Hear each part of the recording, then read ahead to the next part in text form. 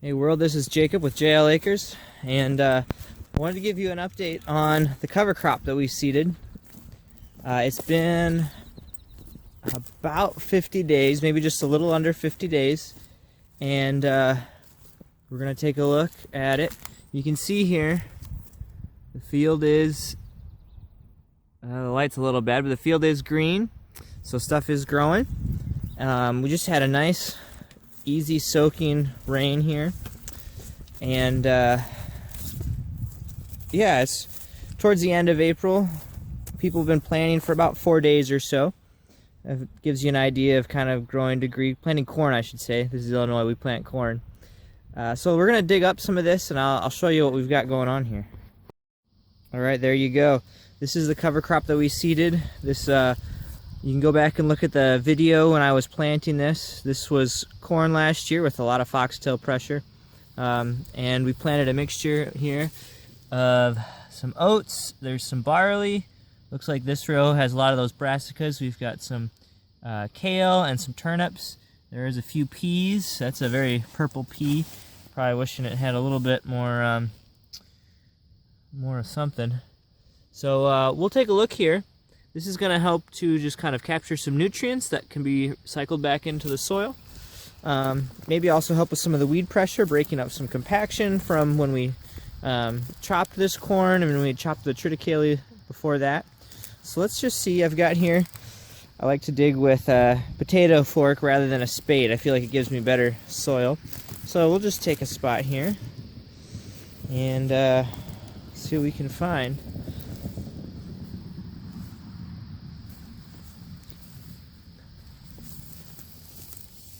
Alright. Look at that. Good black Illinois dirt. So, here's one. This is a little brassica here. It's got, I don't know if you can see that. It's got a nice long root on it already. And here we got some cereals growing. The soil looks pretty good.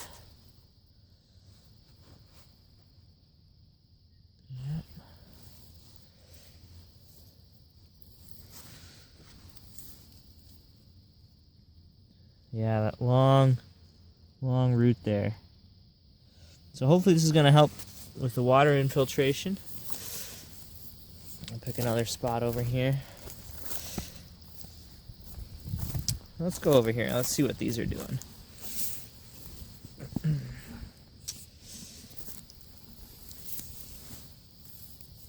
We've had probably about a good ½ inch to 6 or 8 tenths here in the last 24 hours. And you can see this ground is wet. We were pretty dry, but it's not saturated with that rain that we've had. It is kind of getting out of here. So I'm not seeing any earthworms right now. It might be cool enough that they're down in there. So we've got some stuff there. Let's look here. What's this pea doing? That pea's got some good growth there. Look at that. You can see how big that is. I put up on my hand. There's roots going down there quite a little ways. So that's good. It's helping to feed the different soil biology. And yeah, this field will go to soybeans. It'll probably get another at least 2 weeks of growth on it before we terminate it.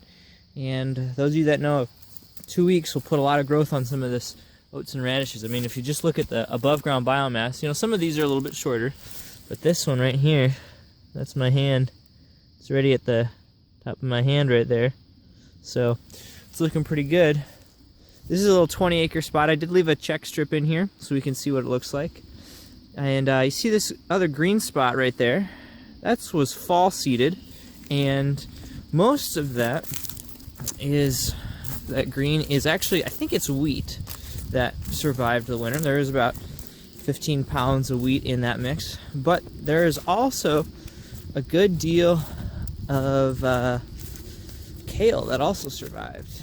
And like I said in my last video, we were going to kind of graze some of this, and I still might try to get a fence out here. We'll see how much growth we get on this. And you know, a lot of this is winter killed, which That was kind of the plan when we had done it, but it also just didn't grow very much last fall. It was just wet and cool, and it was seeded late. So you can see here, look at that kale. Look at that. You can eat that. It's a salad right there. Whoops. Good stuff. So we got some forage kale out here. And we can put the cows out, see what they do. We'll see if I have time to do that. But this field I was imagining was going to be bare. It's got quite a bit of green on it. So that's kind of fun. We'll see how that does with the beans. And you can see we got a rows of marshmallows there. That's the forage sorghum that we had wrapped last year and we're feeding to the cows. I'm going to go over here and show you another spot that I had seeded the day after I had done this here. And this is going to go to beans. The other spring cover crop is going to go to corn. So we'll go check that out. It's a little bit different mix. I'll show you what we got going on over there. Walking back, I just want to show you this. Remember, we were just digging up some stuff. The brassicas were pretty small, but look at the size of these. Those are probably turnips right there. And they're pretty big already. So I don't know if the ground is just that much warmer here, or what it is. But these cover crops can do interesting things. Some of these are growing pretty big. Then you go over here, and some of these are still pretty small. So we're still learning, still trying to figure out how to do this, but any living root is going to help out in some way. Right, here we are. This was soybeans last year, a really nice field, organic soybeans. I think we yielded really well. You can see I've got a check strip in there that I've left that we'll see what kind of a yield difference this makes. This has already had a couple ton of poultry litter on here. And so let me just show you what we've got going on here, and I'll try to explain the reasoning for some of it. So we've got in here, let's see, we've got our peas growing here. These are purple too. I wonder if that's a phosphorus thing or if it's just been so cold. Nutrients are having a hard time moving. And we've got some barley growing and some oats growing. To be honest, I could not tell you the difference between barley and oats at this stage anyway. And then we've also got this here brassica in this field. So the other field was kale and turnips. We were going to graze those. This is actually a rapeseed, so kind of in the canola family. I wanted some sort of a brassica just for diversity, but then also just for that deep taproot that they put down, help kind of with some of the compaction going on. The reason for this is going to corn, and I do have oats and barley in here. I've heard people say that barley is really good for helping with foxtail, so we'll find that out. Also, they just grow better in cooler temperatures. So I know peas, we got peas in here. There's going to be our nitrogen fixers, help make some nitrogen. Peas need soil temperatures of about 40 degrees to grow. Well, let me find the other thing we've got going on here. Somewhere here we've got some vetch, and let's see, this right here, I think that's vetch. I think that's vetch. I don't have much in it because it kind of scares me. I don't want it to become a weed. But vetch is also supposed to be good at fixing nitrogen. And boy, now I wish I would have put a lot more in there because I'm just not seeing a whole lot of it. I wish I would have put another bag or two of peas in here too, just for some more nitrogen fixing. Oh yeah, maybe here's another one. Maybe it's here and I'm just not seeing it. It's blending in. So vetch is going to be a legume and fix some nitrogen. So our peas, they are growing. They need a soil temperature of 40 degrees to start growing and germinating. The oats and barley, I think only take a soil temperature in the mid-30s. Don't quote me on that, but I know that they will grow and germinate at a lower soil temperature than peas. So we got some oat-pea field mixtures that oats tend to come up before the peas do. Here we are. Hope I'm off the road enough. Let's see. So this was a field. I did it just a day after the other one that we just looked at. So it's around, what is today? March 25th? Not March 25th. Today is April 25th. So we're close to about 50 days, I think, on this cover crop. So for our area, just to give it perspective, people have been planting corn for about 3 or 4 days here. So the soil temperature is just getting up to about 50 degrees. And but we got this in end of the first week of March, and this field we're in now is going to be going to corn, and it's a little bit different mix than what we just looked at. So let's take a look at it, and I'll show you what we've got going on here, or maybe an epilogue of some kind if you prefer that. All right, let's dig into this here. We've got green stuff on there, and I'm just pushing out with 1 foot, so this isn't terribly compacted. Oh yeah, we got some stuff going on in here. Let me see if I can find some of the peas here. Let's see if we got any nodulations going on. Oh yeah, hey, look at this. There's an earthworm buddy. Earthworm friend. Look at that. Look at that. Can you see that? The hairs. That's not gonna focus. The hairs on these roots right now are really impressive. The ones right here. Can't really see that. Alright, let's see what we got here. Here's some of these peas. Look at that. That's got some good growth on it. Shake the dirt off.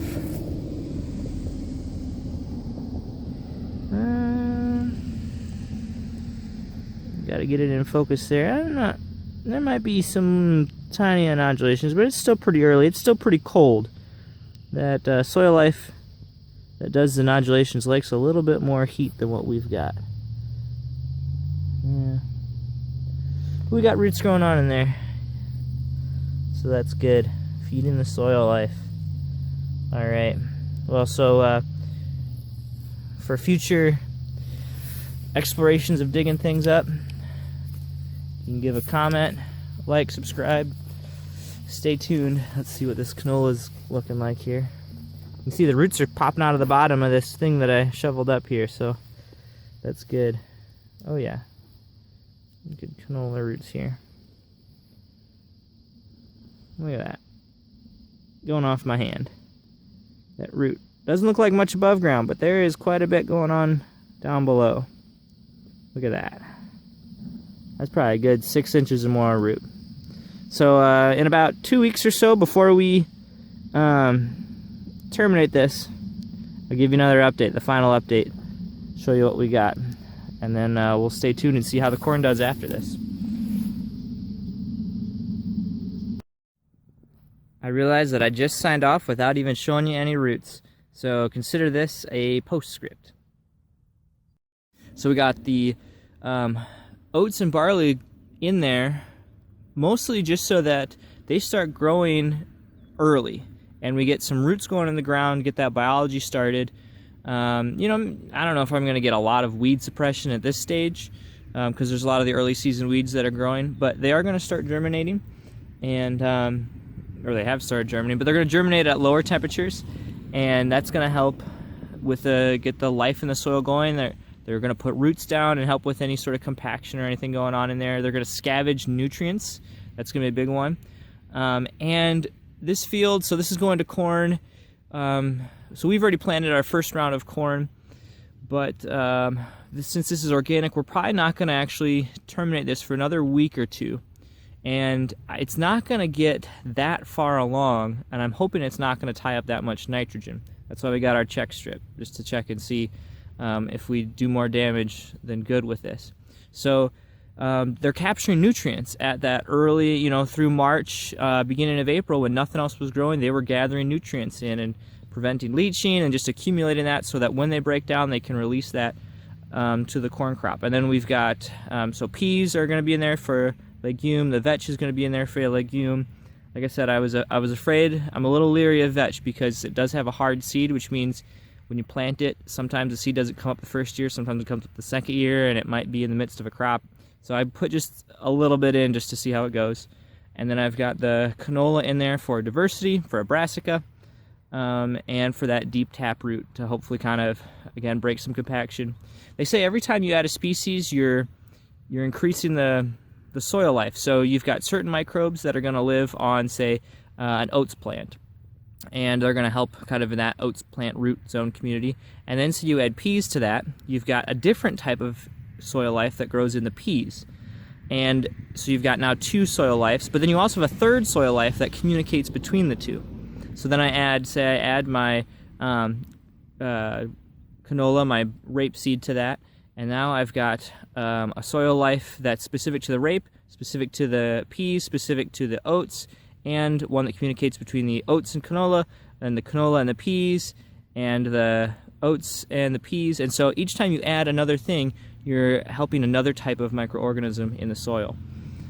So we like this diversity. We get some life growing here. Just for example, so this is the field, you know, nice and green and growing. Behind me, neighbor's cornfield that was planted a day or 2 ago. That's hundreds of acres of black dirt, nothing growing. And that soil has not seen any living roots in it since, let's see, the corn probably would have finally kind of died off in October. So we've got October, November, December, January, February, March, April.